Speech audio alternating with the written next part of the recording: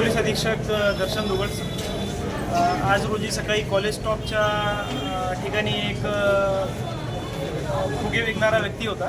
त्या फुगे विकणाऱ्या व्यक्तीचा सिलेंडर गॅसचा स्फोट झाला आणि या अपघातामध्ये एकूण 5 जण जखमी झाले असून एका व्यक्तीवर प्रयास हॉस्पिटल येथे उपचार चालू आहे आणि इतर 4 व्यक्तींना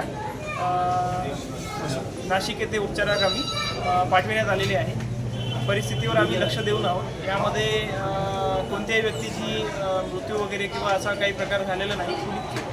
कृपया नागरिकांना विनंती आहे त्यांनी कोणत्याही अफवेवर विश्वास ठेवू नये आणि हा अपघात झालेला असून या अपघातामध्ये आम्ही पुढील कार्यवाहीसाठी जे 2 व्यक्ती होते त्यांना आम्ही विचारपूस करण्यासाठी पोलीस स्टेशनला घेऊन गेलेलो आहे आणि पुढील कार्यवाही आम्ही करत आहे।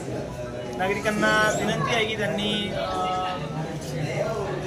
कोणत्याही अफवेवर किंवा कोणत्याही इतर गोष्टीवर विश्वास करू नये आणि पोलीस प्रशासन नागरिकांच्या पाठीशी आहे आणि तपास करत आहे। जय हिंद।